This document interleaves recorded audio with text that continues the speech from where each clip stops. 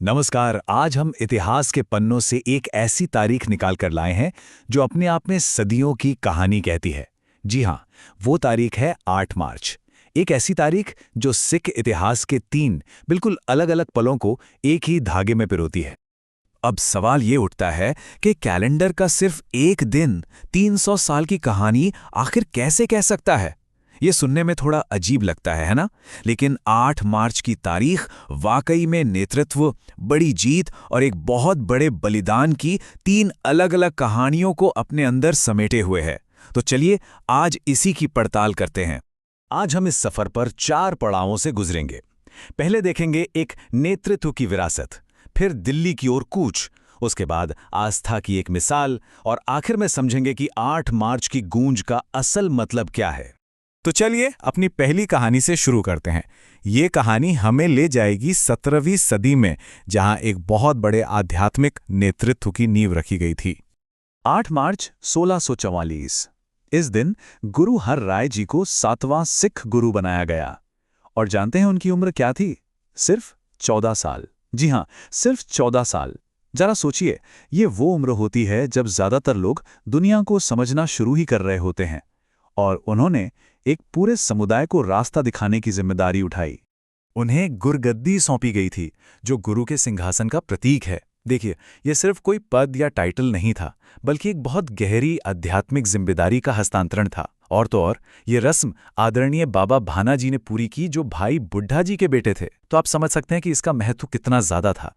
गुरु बनने के बाद उन्होंने अपने से पहले के गुरुओं की सिख परंपराओं को आगे बढ़ाया। उनकी मुख्य जिम्मेदारियां थीं लोगों को आध्यात्मिक रास्ता दिखाना, करुणा यानी दया का संदेश फैलाना और हाँ, सिख समुदाय की रक्षा के लिए एक सेना भी बनाए रखना। यही उनके शासन का, उनके नेतृत्व का केंद्र था। चलिए अब वक्त में थोड़ा आगे चलते हैं। 18वीं सदी में यहां 8 मार्च का मतलब बिल्कुल अलग है। ये दिन सैन्य शक्ति और राजनीतिक दबदबे का दिन बनकर सामने आता है। इस तारीख को 2 बड़े फौजी अभियान हुए। ये वो दौर था जब मुगल सत्ता कमजोर हो रही थी और अफगानी हमलों का खतरा लगातार बना हुआ था। तो 1758 में सिखों, मराठों और अदीना बेग खान की मिलीजुली फौज ने सरहिंद को अफगान शासन से आज़ाद कराया।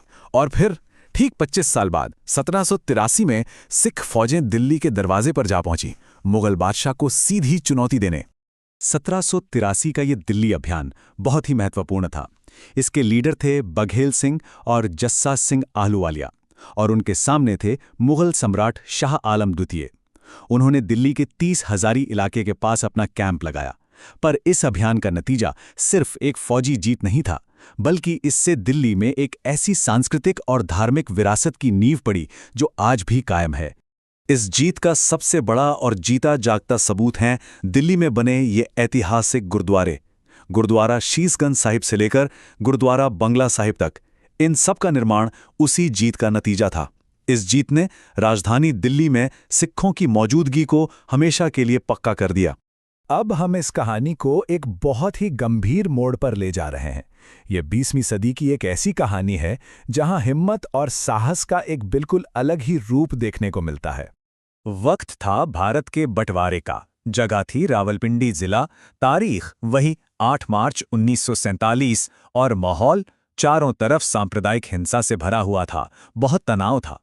उस दिन ये आंकड़ा इतिहास में दर्ज हो गया। 22 सिख महिलाओं को उनके ही परिवार वालों ने मार दिया। ऐसा इसलिए किया गया ताकि उन्हें हिंसक भीड़ के हाथों पकड़े जाने और जबरदस्ती धर्म बदलवाने से बचाया जा सके।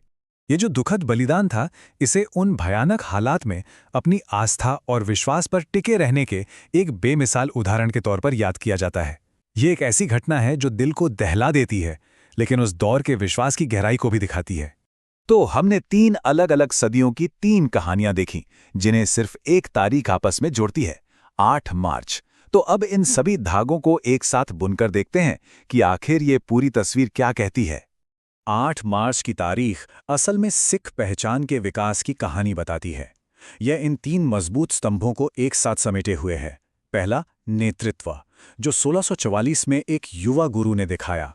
दूसरा, शौर्य, जिसने 18वीं सदी में सत्ता का समीकरण ही बदल दिया। और तीसरा, आस्था, जिसका सबसे बड़ा रूप हमें 1947 के उस बलिदान में दिखाई दिया। और ये सब हमें इस आखिरी सवाल पर लाकर छोड़ता है। जिस तरह 8 मार्च सिख इतिहास की इतनी सारी परतें खोलता है, वैसे ही हम सबके अपने कैलेंडर में ऐसी कौन सी तारीखें हैं जो साहस, विश्वास और पहचान की कहानियां लिए बैठी हैं। ये सोचना जरूरी है कि हम किन तारीखों को याद रखना चुनते हैं और वो तारीखें हमारे बारे में क्या बताती हैं।